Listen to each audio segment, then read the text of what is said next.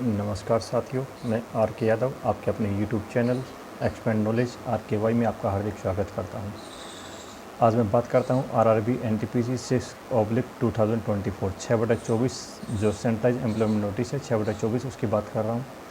ये RRB NTPC वाला +2 level का फॉर्म है, ग्रेजुएट लेवल का नहीं है। जिसने नॉन ग्रेजुएट है, जो +2 पास किया हुआ है, उसी के लिए ये फॉर्म है। इसमें 4 तरह की पोस्ट खुली जा रही हैं। जो 21 सितंबर से फॉर्म भरा जा रहा है, 20 अक्टूबर इसकी लास्ट डेट है। आज हम उसके बारे में बात करते हैं। 4 तरह की पोस्ट है। कॉमर्शियल कम टिकट क्लर्क, CCT लेवल 3 का है। अकाउंट क्लर्क कम टाइपिस्ट, जूनियर क्लर्क कम टाइपिस्ट और ट्रेन क्लर्क। 4 तरह की वैकेंसी है, जिसमें CCTC कॉमर्शियल कम टिकट क्लर्क लेवल 3 का है, बाकी लेवल 2 की वैकेंसी है। हम आज इसी के बारे में बात करते हैं। टोटल 3000 क्रॉस वैकेंसी है, 3000 से ज़्यादा वैकेंसी, 3100 के आसपास कुछ वैकेंसी है। इसमें वही 21 जोन में फॉर्म भरा जा रहा है। अहमदाबाद, अजमेर, प्रयागराज, बेंगलुरु, भोपाल, भुवनेश्वर, बिलासपुर, मतलब टोटल 21 जोन है, उसमें वैकेंसी भरी जा रही है। फॉर्म भरने की डेट आपको बता चुका हूँ, 21 सितंबर से 20 अक्टूबर तक है। मॉडिफिकेशन की डेट है इसमें 1/11 है। मॉडिफिकेशन बोले तो जिन्होंने अपना मोबाइल नंबर, ईमेल आईडी और जोन सेलेक्ट कर लिया, किस जोन से उसको फॉर्म भरना है, इन 3 चीज़ के अलावा उसको जो मॉडिफाई करना है, ये 3 चीज़ आपको सेलेक्ट करनी पड़ेंगी 20 अक्टूबर तक। उसके बाद में आपको लगे कि कुछ चेंज करना है, इन 3 के अलावा कास्ट सर्टिफिकेट वगैरह कुछ का नहीं बना हो, वो बन गया हो, वो ऐड करना हो, या बाई मिस्टेक किसी ने OBC SC ST की जगह कुछ और लिख दिया हो, ये हो जाएगा। पोस्ट प्रेफरेंस चेंज करना हो, ये सब हो जाएगा। मॉडिफिकेशन डेट 1/11 है, उसमें 250 रुपये एक्स्ट्रा लगेगा, वो बाद में बात करते हैं। एजुकेशन क्वालिफिकेशन फॉर्म भरने की लास्ट डेट 20 अक्टूबर है, तब तक आपको +2 पास हो जानी चाहिए। मतलब जो अप्लाइंग है +2 में पास, जो +2 में पढ़ रहा है वो अप्लाई नहीं कर सकता है। एज वही 1/1/2025 को मानी जाएगी। उसकी एज 18 से 33 साल होनी चाहिए। पहले 18 से 30 साल होती थी, कोरोना में वैकेंसी नहीं आई, इसलिए 18 से 33 साल हो गई है। OBC SC ST को उसकी कैटेगरी के हिसाब से अपर एज में छूट मिलती है। OBC को 3 साल का, SC ST को 5 साल का, एक्स सर्विसमैन को जिस हिसाब से वो नौकरी कर चुका है, जितनी नौकरी कर चुका है, उसके हिसाब से उसको छूट मिलती है। इस तरह अनरिजर्व कैटेगरी, जनरल कैटेगरी वाला कैंडिडेट 2 जनवरी 2092 के बाद का, 2 जनवरी 1992 के तक का पैदा हुआ हो, उसके बाद का हो। OBC वाला 2/1/89 के बाद का हो, 2/1/89 के बाद का। SC ST वाला 2/1/87 के बाद का हो, और 1/1/2007, 1 जनवरी 2007 से पहले का हो। वो आदमी इसमें भर सकता है। डेट के बारे में बता चुका हूँ, इसलिए जल्दबाजी नहीं करें, लास्ट डेट का वेट भी नहीं करें। पैसा अटक जाता है कई बार लास्ट डेट के चक्कर में, और हैवी लोड होता है तो हम कई बार फॉर्म भरने में इशू रहता है। इसलिए आराम से, बड़े इत्मीनान से फॉर्म भरें। अब हम बात करते हैं इस स्टेज ऑफ एग्ज़ाम की। कौन कौन सा स्टेज इसमें होता है। इसमें 2 CBT होता है। First CBT computer based test और सेकंड CBT।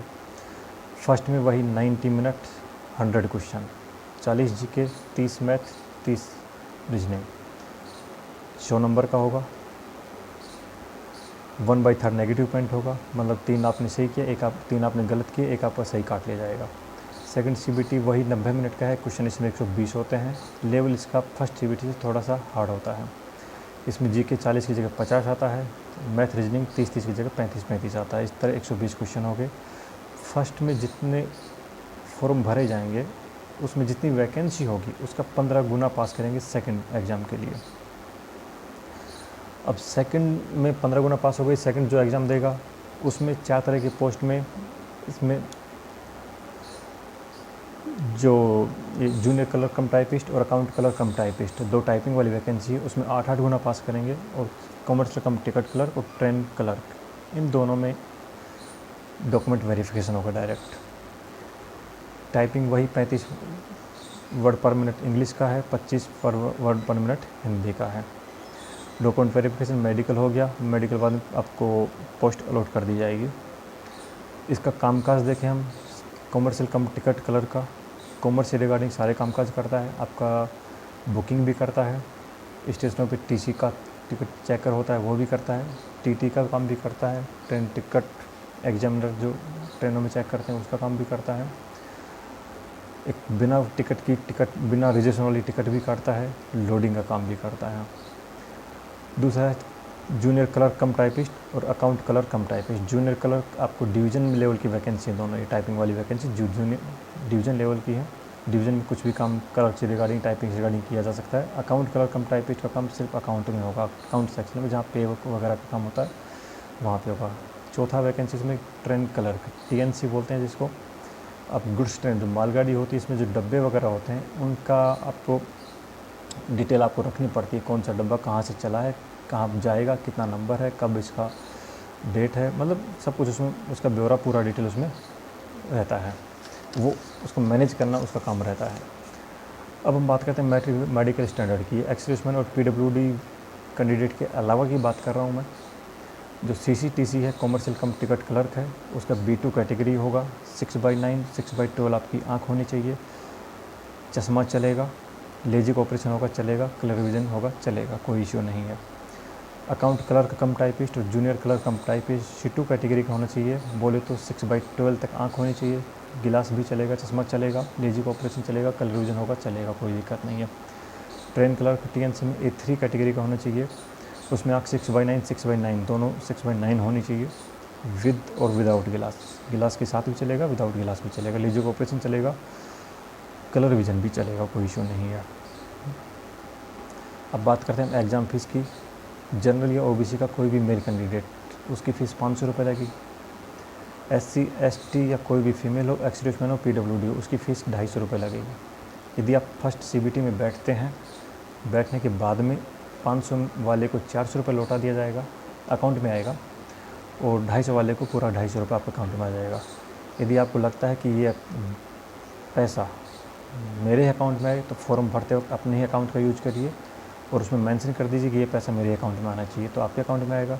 यदि फॉर्म किसी और से भरवा रहे हो तो उसको अपना bank number, account number, bank का नेम, बैंक का एड्रेस, बेनिफिशियरी नेम, ये IFSC कोड वगैरह उसमें मेंशन कर देना है, पिन कोड के साथ, एड्रेस के साथ में, तो आपके अकाउंट में वो पैसा आ जाएगा। अब हम बात करते हैं प्रोसेस की। फॉर्म भरने का प्रोसेस ऑनलाइन ही होगा। अपने उचित बोर्ड जोन का वेबसाइट पर जाएं, वहाँ से अकाउंट, क्रिएट अकाउंट का ऑप्शन आएगा। अब यदि आपने RRB NTPC ग्रेजुएट लेवल का भरा हुआ है, 2024 में कोई भी फॉर्म RRB वाला भरा हुआ है, तो आपको अकाउंट बनाने की ज़रूरत नहीं है, वो ऑटोमेटिक आपको बना हुआ है, उसी का आप यूज कर सकते हैं। आप कंसर्न जो RRB जोन है उसकी वेबसाइट पर जाके क्रिएट अकाउंट वो बना हुआ है, आपको लॉगिन करना है। लॉगिन के बाद में कंप्लीट प्रोसेस करना है, एक ही बोर्ड एक ही जोन का चेंज करना है, अन्यथा आपका फॉर्म रिजेक्ट हो सकता है, क्या हो ही जाएगा।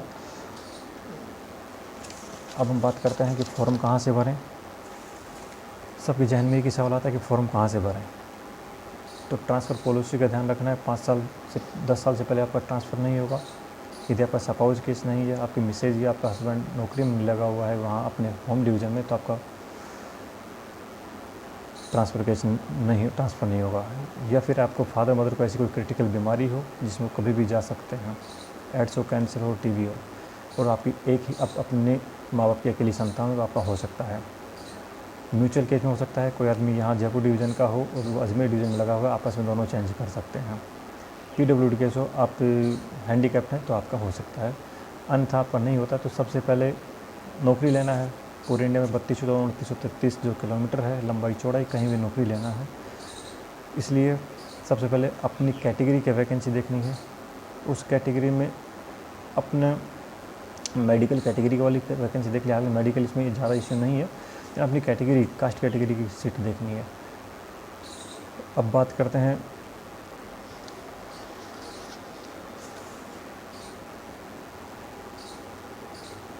मतलब यदि हाँ, उसमें टाइपिंग फंडा क्लियर करना है कंप्लीट प्रोसेस के साथ पूरा। उसके साथ में आपको डॉक्यूमेंट कौन कौन सा होना चाहिए आपके साथ,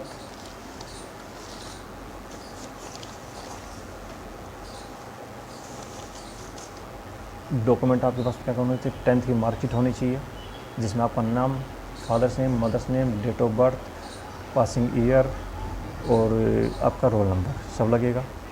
account number, account beneficiary name, bank का एड्रेस,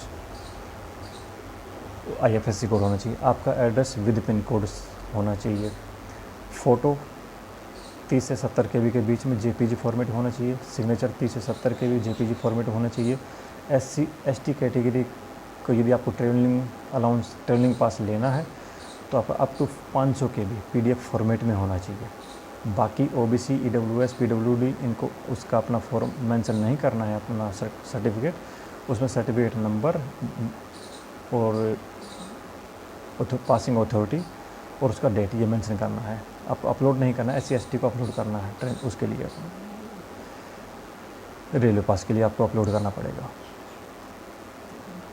ये हो गया। इसके अलावा कंप्लीट हो गया है, यही करना है आपको, लेकिन दबा के आपको तैयारी करनी है। आपका सेफ़ जोन कौन सा होगा ये मैं आपको बताता हूँ अभी। अगले वीडियो में उसका लिंक डिस्क्रिप्शन में दिया हुआ होगा। सेफ़ जोन कौन सा रहेगा आपके लिए वो हम बाद में बात करते हैं। आपने यहाँ तक वीडियो देखा, आपको दिल की गहराई से बहुत बहुत धन्यवाद। आपका लाइक शेयर सब्सक्राइब मेरा मोटिवेशन बढ़ाता है। लाइक शेयर सब्सक्राइब करने के लिए आपका अग्रिम धन्यवाद। जय हिंद, जय भारत।